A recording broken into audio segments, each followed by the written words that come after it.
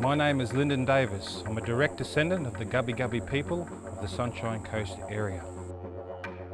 Part of my Aboriginal descendancy comes from the Muller area, the Muller Plains. So basically looking back just out here where we are now with the backdrop behind me. On the other side of my family, we have very strong connections to the South Sea Islands. Mare Island, New Caledonia, and also Ober Island, right next to Vanuatu. The Gubbi Gubbi people, they've lived in the Sunshine Coast for tens of thousands of years.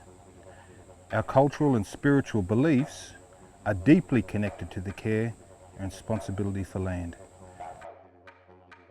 Buderim, or Buderim in our language, means hairpin banksia. They grow along the lower slopes of Buderim.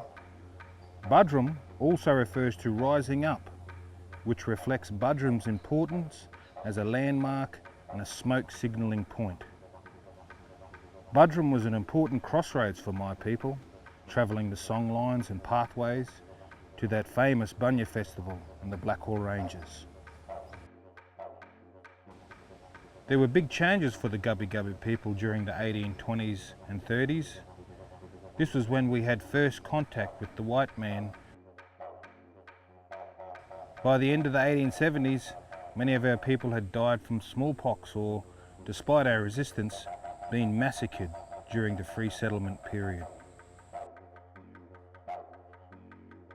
In the 1860s, Tom Petrie and others started to officially cut timber on Buderim Mountain. With the cutting down of the red cedar tree in this area by Tom Petrie, the first white man to set foot on Buderim, pretty much established Buderim as it is today. The Gubbi Gubbi people were the main labour force, as there was only 7 settlers living in the area at that time. Our job was to cut and drag timber. We also assisted to clear land for pastoralists. By 1868, the forestry reserves of Buderim had been exhausted and industry moved their operations elsewhere.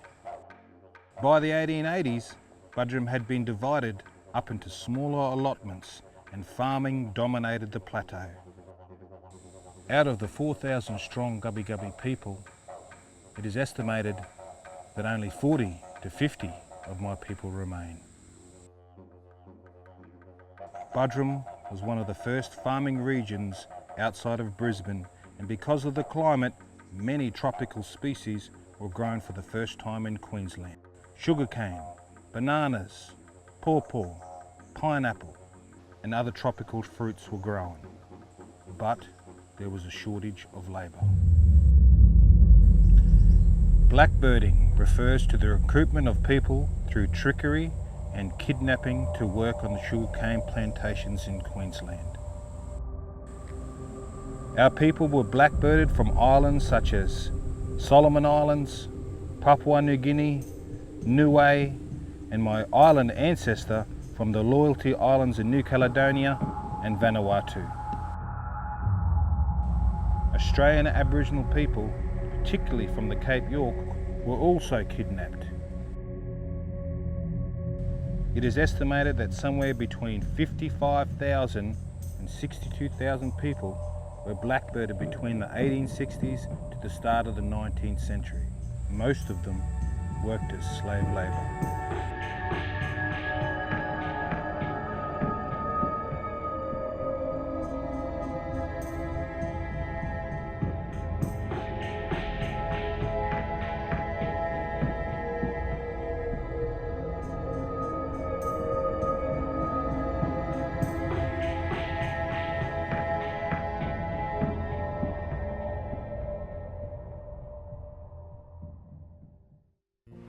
They were brought here back in those 1860s for slavery, to come over to cut the cane for the European settlers that had settled here when Queensland became a state. And so my great-great-grandfather was brought over on those boats and brought over here to work and cut the cane and live here on Buderim Mountain. And there was some of our Aboriginal people still living here. You know, as we said, it was up to 40 to 50 Aboriginal people strong, considering that there was 4,000. My grandma was only about 7 years old when she was taken, and she used to tell me quite often that they rowed out to all these big boats pulled in and anchored up. So they loaded up these canoes and rowed out with all this food, and they were having a party, and the next thing they know, they woke up in the holds of the ship out at sea.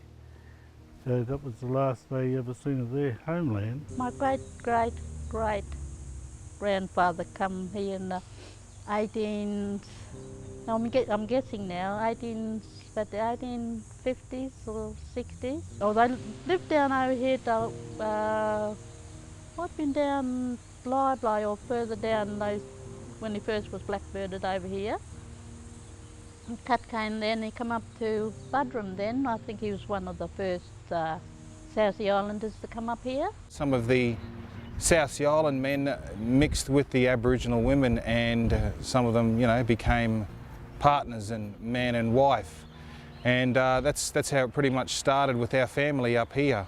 A great-great-grandfather from the Loyalty Islands married the great-great-grandmother from the Muller Plains district. Oh no, there was a lot of connection between the Aboriginal community and the South Sea Island community. I mean, we grew up, I don't think even as a child you recognised there was no such thing as South Sea and Aboriginal. We were just the mob that lived in this area. Back in those days, South Sea Islanders, even though they were slaves, they had more of a say, and they had much more respect from the white people, more so than the Aboriginal people. So some Aboriginal of our ancestors, great-great-grandmother, married South Sea Island man, maybe to hide from the fact that she, has Aboriginal bloodlines. A lot of the Aboriginal culture at times was perhaps overlooked for more the South Sea Island thing, because South Sea Islanders weren't under the threat of being taken and put on communities. Maybe, that's some of the reasons why, survival. You had to survive, and, our old people, they always talk about homelands and how important the earth and the place where you're born and where you're raised, and not to leave those places, but, to hold them very strong to you and to your family. And so, to be removed from country, it's like, you actually, you're dying, you're dead if you're removed from our country. And so that's why it was such a fight to stay on country. And the only way to stay on country was to basically hide in the South Sea Island camps that were here at that particular time. We were actually, Mum, she mentioned it very often that, she came from Buderim, but at this stage we were living in Western Queensland in a town called Roma, and we were thinking, you came from Buderim, and we took it with a grain of salt. But back then there was still quite a bit of concern about people taking the kids being able to be removed and taken away, and our mother was sort of more protective of us, and did basically almost to the stage of denying your Aboriginality. I know, for instance, that in one of the bedrooms at the house at home in Roma where we were raised, there was a cupboard, built-in cupboard, put into one of the walls, and we used to do drills, basically, to move the bed out, dive into the cupboard and hide if anybody came. All the time. Mr. Burnett. Called him Yellow Belly. It was the last time we were here, wasn't it?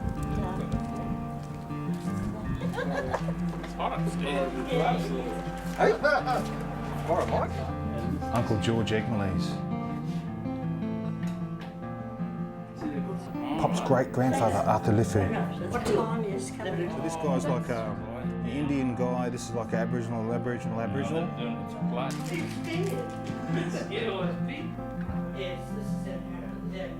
Well respected, the king plate. Yeah, that was.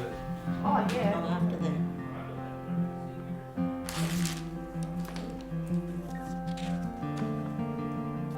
Just make it bed. Who's that?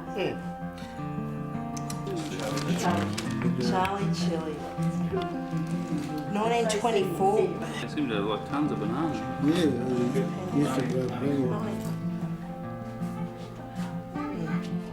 Slotted that in there and used it as a like hoe for their digging. Doesn't your mum look a princess? But you're not now. And the other fella. Pop lived with Grandad Muckin just down this way. And Pop was saying when he was a little fella, he used to come up here and get the milk. Hey, Pop. Used to live down behind Middleton Shop. And we went to school in Buderim. That's my home, yeah, Buderim. It was beautiful. So Pop, this is it, eh? This place here? Yeah. Mum was living here. I run down through those rocks. No worries. A dark night. Oh, yeah. I was a bit pinchy all the way down.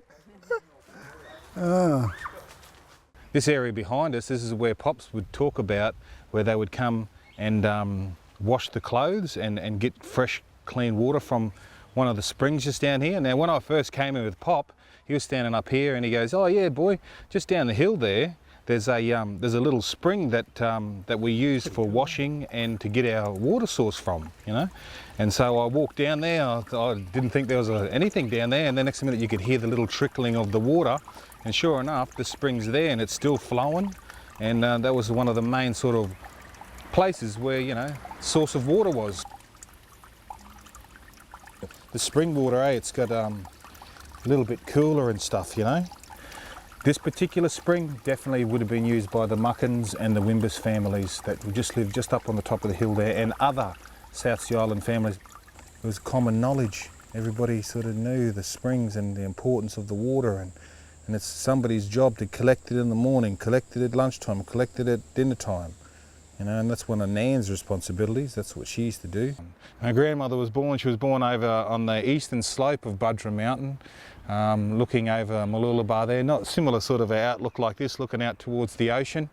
And she was born on Marlowe's farm back in 1923. At that time, Other One Nanny, I call Other One Nanny my great-grandmother, Nan's mum. She was pregnant with Nan, and at that particular time when Nan was born, she was doing the tree lopping for the timber getters in the area. And so she had to use the springboards and get right to the top of the tree and chop the tops off it. That was her job, and she was quite skilled at it and good at it. And that's why she was on the work crew with those men, and the only woman too, by the way. And you know, she was pregnant with Nan, and she said, "Oh, I need to give birth." And so she climbed back down the tree and went into a secluded area, hidden away from the other workers, and she gave birth to Nan. Remember Charlie Chili? He was the eldest Chili, and he was a terrific footballer. And he used to do all the goal kicking. He never wore boots. He used to play barefooted. He could kick from the halfway line. No boots.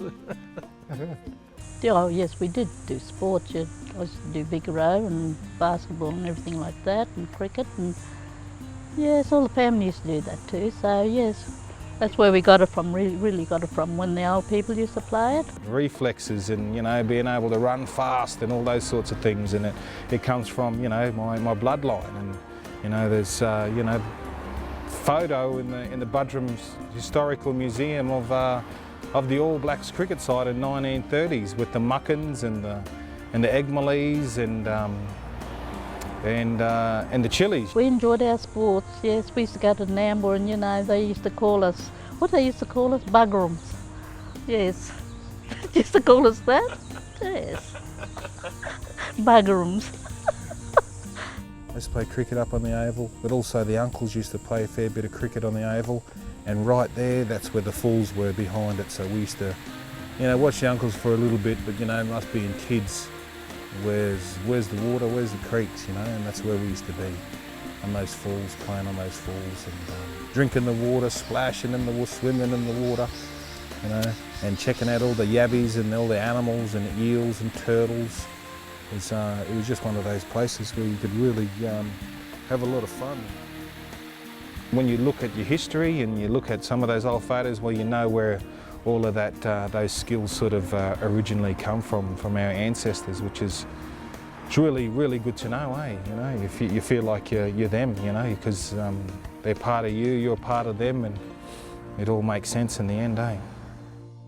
We do have families that, people in our families that were taken, and luckily, if it wasn't for some, you know, early settlers back in those days, were actually like almost like allies and stood up for us and helped us, and we actually worked for those people, and so in a way, you know, they protected us from being removed, and I'll never forget that. If it wasn't for those European settlers, the Westaway families, if it wasn't for them, well, I probably would not be sitting here today.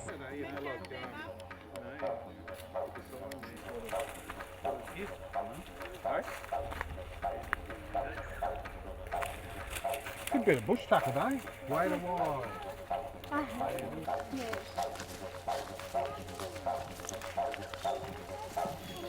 So Pop moved to Buderim in the 1930s, and he was working for the Foote family, and he was working up in Foote Sanctuary for quite a long time. They sold him this land for, I don't know, very cheap anyway, I don't know what it was, 40 cents an acre I think it was.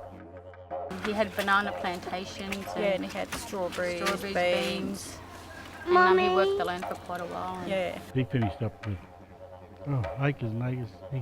He donated a lot of it to the Lutheran church down the bottom. They've built a church and school down there. He donated 4 hectares of land, which is the park here now. He did a lot for the community, Pop, and I think, you know, with all the other families that were here, he was very well known and respected by, you know, all the white families as well as the Aboriginal and other Islander families. I was living with Nan, you know, from 2 months old, along with my 2 sisters, Bridget and Renee, and we all lived there at Carter Road in Nambour.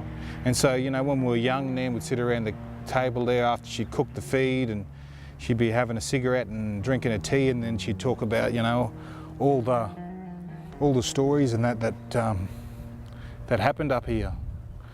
But it was really, you know, it was really good when we, you know, listened to all those things, because it sort of gave us a connection to country, eh? Yeah, that's where our families have got very strong connections to, and still do. I love going up to Buderim. You know, I still live here on the coast, that's right. Born and raised here, I'd never leave here. But yeah, I've done a lot of work up in Buderim over the years, gone into the schools. I actually did a mural in the school where Nan went to school, where Pop went to school, where Auntie Max, where they all went to school. This is the mural that we did with the Buderim school. And this circle here, well, I actually did it. And the circle here represents water. We know that water is, you know, readily found around Buderim area. Springs coming out, you know, the creeks are always flowing full of water.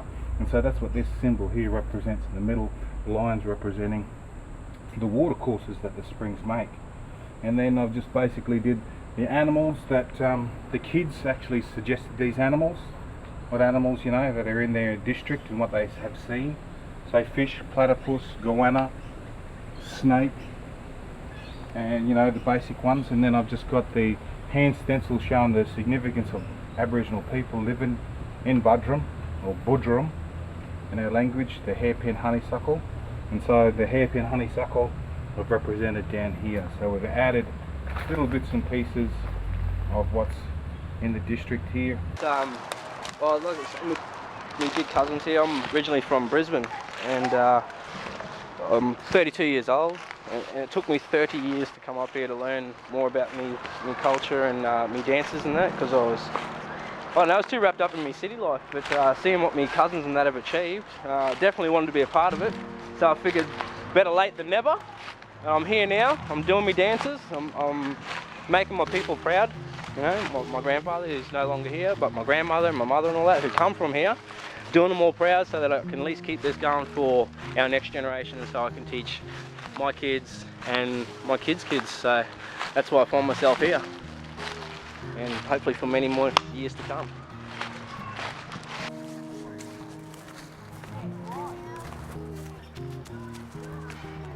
It's great to be here, you know, and to be in the area where the people sort of lived and gathered. And It was lovely here. It was really nice in Buderim because, you know, the people didn't look down on you, sort of thing. It was asked, you know, how he was accepted into the community and what people thought of him and that, and he just said that, you know, he was treated no differently to anyone else, which sort of reflects upon what everyone else was saying today, like it was just one community here in Buderim.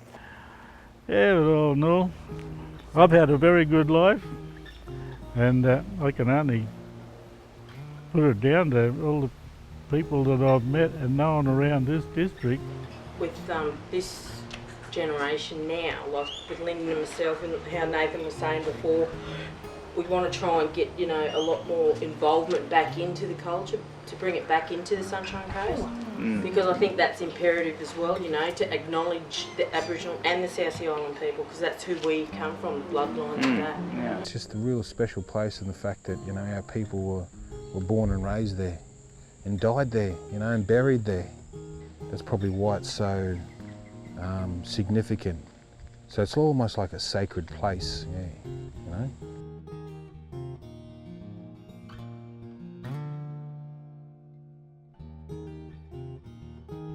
We know our South Sea Island background, that's for sure. You know, Nan told us that we're South Sea Island fellas too, but also don't forget, we're also Aboriginal as well from the Muller Plains district, which is, you know, it's great for us to know. So now I know that information, I can pass it on to them younger ones that you know, never met Nan and never got exposed to those old stories. Now I can be that person and pass it on there that way.